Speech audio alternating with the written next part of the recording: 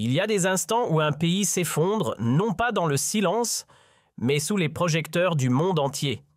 Ce jour-là, la France a touché le fond.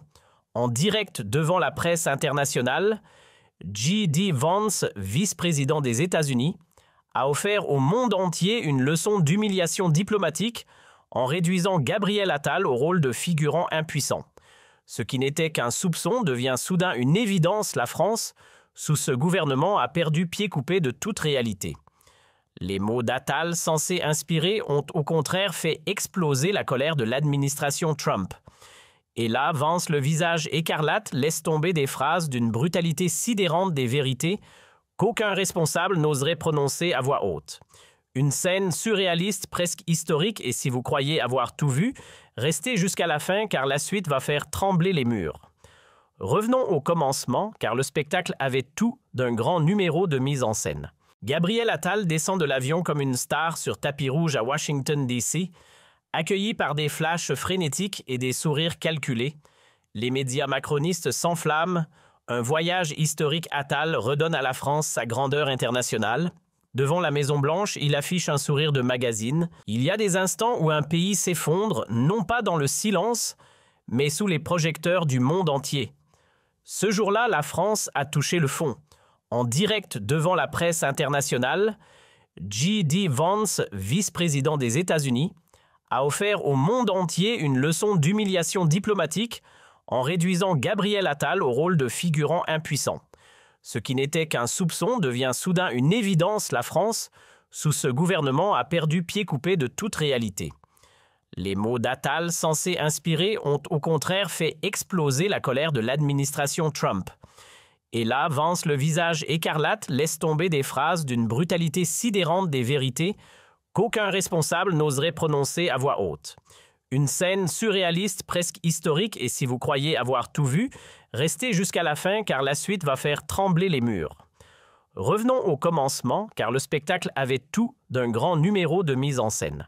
Gabriel Attal descend de l'avion comme une... Il y a des instants où un pays s'effondre, non pas dans le silence, mais sous les projecteurs du monde entier. Ce jour-là, la France a touché le fond. En direct devant la presse internationale, J.D. Vance, vice-président des États-Unis, a offert au monde entier une leçon d'humiliation diplomatique en réduisant Gabriel Attal au rôle de figurant impuissant. Ce qui n'était qu'un soupçon devient soudain une évidence. La France, sous ce gouvernement, a perdu pied coupé de toute réalité. Les mots d'Attal censés inspirer ont au contraire fait exploser la colère de l'administration Trump. Et là, Vance, le visage écarlate, laisse tomber des phrases d'une brutalité sidérante, des vérités qu'aucun responsable n'oserait prononcer à voix haute. Une scène surréaliste, presque historique, et si vous croyez avoir tout vu, restez jusqu'à la fin car la suite va faire trembler les murs. Revenons au commencement car le spectacle avait tout d'un grand numéro de mise en scène. Gabriel Attal descend de l'avion comme une star sur tapis rouge à Washington, D.C., accueilli par des flashs frénétiques et des sourires calculés. Les médias macronistes s'enflamment. Un voyage historique. Attal redonne à la France sa grandeur internationale. Devant la Maison-Blanche, il affiche un sourire de magazine. Les caméras s'affolent, les micros tendus captent chaque mot sur la coopération renforcée et le dialogue privilégié. Tout y est, la posture, les formules creuses, la communication léchée. Mais derrière le rideau, c'est le vide absolu. Personne, ni à la Maison-Blanche, ni au Congrès, ne prête réellement attention. Le grand retour de la France sur la scène mondiale. Une illusion bien éclairée pour les besoins de la photo. Pendant que Donald Trump retrouve le confort du bureau ovale, il n'éprouve pas la moindre envie de perdre une minute avec un macroniste de plus. J.D. Vance lui connaît la chanson inutile de s'attarder. Le planning américain ne prévoit pas de temps pour les figurants européens. À Washington, Gabriel Attal n'est qu'un nom sur un badge, un technocrate persuadé qu'un beau discours peut ouvrir des portes. Résultat, la Maison-Blanche reste close, impassible. Aucun rendez-vous, aucun tapis rouge, pas même un communiqué poli. Ce qui devait ressembler à une grande visite d'État vire à une scène d'humiliation silencieuse, un échec si gênant que même ses conseillers évitent d'en parler. Pourquoi cette froideur glaciale? Rien de mystérieux, Donald Trump et J.D. Vance connaissent parfaitement le personnage. Pendant des années, Gabriel Attal n'a cessé de cracher sur Trump, le traitant de perdant dans les plateaux télé, ricanant de sa défaite en 2020 comme d'une revanche morale. Il se présentait alors en juge éclairé de l'Amérique dispensant ses leçons de vertu à tout va. Mais voilà que le loser dangereux, comme il l'appelait, a refait surface à la Maison-Blanche. Et soudain, miracle, l'agenda d'Attal à Washington devient aussi vide qu'une promesse électorale. La réalité vient de lui rendre l'appareil sèchement. Aux États-Unis, on oublie beaucoup de choses, sauf les insultes, et Trump, lui, n'a jamais eu la mémoire courte. Attal, conscient du désastre, tente un dernier coup de théâtre. En urgence, il convoque la presse devant la Maison-Blanche, brandissant les grands mots « amitié transatlantique, valeurs partagées, dialogue sincère ». Le décor est parfait, le discours poli, mais le silence derrière les caméras en dit long. Les journalistes américains, eux, regardent ailleurs. Quelques éditorialistes glissent même des piques assassines, voilà le ministre français qui sermonne l'Amérique sur la morale pendant que la France s'écroule chez elle. Le malaise grandit, le buzz enfle et dans les rédactions françaises, on commence à baisser les yeux. La honte, cette fois, ne vient pas de Washington, mais de Paris. Et puis le coup de tonnerre. Le lendemain, J.D. Vance monte les marches du Capitole sous les flashs du monde entier. Lorsqu'un journaliste lui demande comment Washington perçoit sa relation avec Paris, il lâche une phrase glaciale tranchante. L'Europe et surtout la France est en train de se suicider sur le plan civilisationnel. Silence. Le mot tombe comme un uppercut diplomatique. Jamais un dirigeant occidental n'avait osé ridiculiser la France avec une telle franchise. Pendant ce temps, Attal, encore coincé à Washington, tente de sauver la face. Devant un parterre d'investisseurs, il enchaîne les slogans « confiance, durabilité »,« justice sociale, égalité ».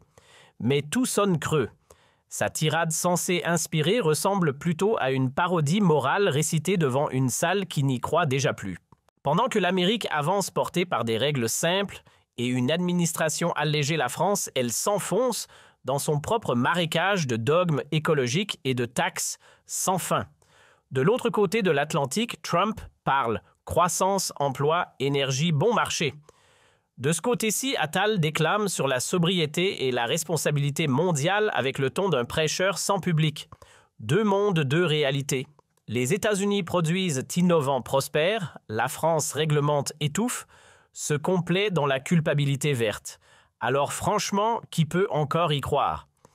À Washington, Attal n'incarne plus un partenaire, mais l'image même d'une Europe épuisée, prisonnière de ses sermons et trahissant les valeurs qu'elle prétend défendre.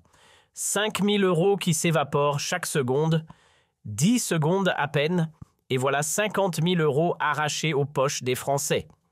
Un gouffre qui s'élargit jour après jour, nourri par les décisions de 7 hommes seulement. En cette année, au pouvoir, Emmanuel Macron a gonflé la dette publique de plus de 300 milliards d'euros, qui réglera la note. Certainement pas lui trop occupé à expédier nos milliards vers l'Ukraine. Pendant ce temps, les Français suffoquent.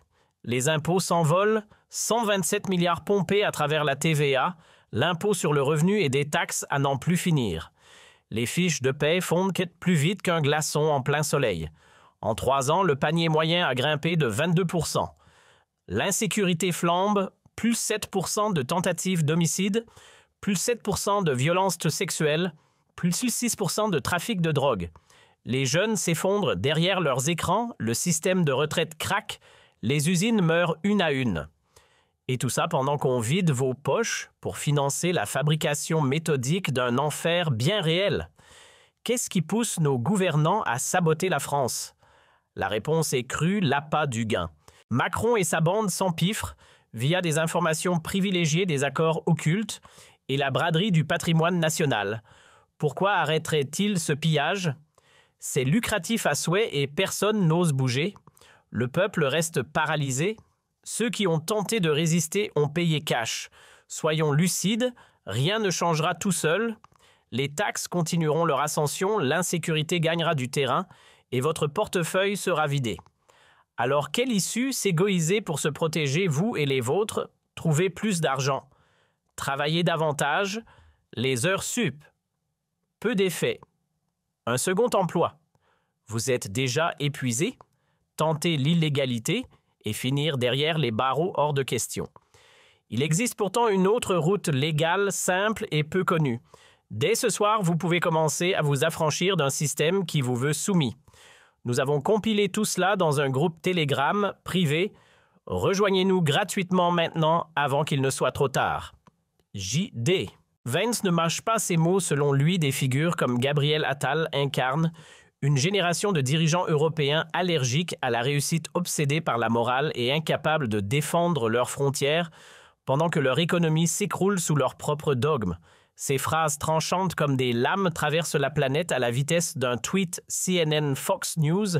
Les réseaux sociaux, tout le monde en parle. Et en France, silence radio. France 2 et TF1 font mine de ne rien entendre. Rien d'étonnant, diffuser ces propos reviendrait à admettre que le gouvernement vit dans une bulle coupée du monde et de plus en plus seul sur la scène internationale. Gabriel Attal choisit la fuite en avant. Dans les médias, il répète qu'il faut empêcher les populistes de gagner du terrain et encense l'Union européenne pour ses valeurs communes. Pourtant, tout le monde voit le décor se fissurer. L'Europe est à bout de souffle pendant que les États-Unis rapatrient leurs usines et relancent leur industrie. En France, c'est l'hémorragie, les emplois disparaissent, les entreprises partent, la classe moyenne s'appauvrit, les factures d'énergie explosent. Et malgré ce naufrage, Attal continue de prêcher la morale comme si elle pouvait remplacer la compétence. De l'autre côté de l'Atlantique, Trump et Vance jouent la carte du réalisme, baisse d'impôts, indépendance énergétique, sécurité intérieure.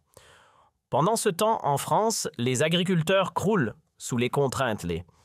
Les automobilistes sont punis, les familles matraquées, tandis qu'une immigration massive s'installe. Deux visions du monde s'opposent, l'une agit, l'autre moralise. Lors de son discours JD, Vance lâche une phrase qui résonne comme un coup de tonnerre. L'Europe ne tombera pas sous les bombes russes, mais sous la lâcheté de ses élites incapables de protéger leur propre peuple. En Amérique, on applaudit. En France, on s'étrangle de rage parce qu'au fond, il vient de dire tout haut ce que beaucoup pensent tout bas. Même à Bruxelles, Attal est devenu un sujet de moquerie. Dans les couloirs de l'Union, on le surnomme le ministre moral, zéro compétence économique, aucune influence diplomatique, seulement un dogmatisme hors sol. Tandis qu'Orban, Meloni ou Wilders se battent pour leur nation, Attal préfère disserter sur la parité budgétaire comme si cela pouvait sauver un continent en déclin. Et le plus tragique, c'est que Paris, au lieu d'en tirer une leçon, riposte maladroitement. Les médias proches du pouvoir le peignent en populiste. Et lui, dans ses interviews, tente de se justifier en parlant de malentendus et d'interprétations anti-européennes. Mais le mal est fait, l'image a traversé l'Atlantique, celle d'un ministre français suffisant, qui sermonne quand il devrait agir. Vance met le doigt sur la plaie. Pour lui, Gabriel Attal n'est rien d'autre que le miroir d'une Europe affaiblie, soumise à sa propre lâcheté. Il l'accuse d'étouffer la liberté d'expression, de salir toute opposition et de suivre Bruxelles les yeux fermés, ce que d'ailleurs des millions de Français ressentent chaque jour. Pendant qu'en France, on criminalise la parole critique, en Amérique, on glorifie la liberté et la souveraineté.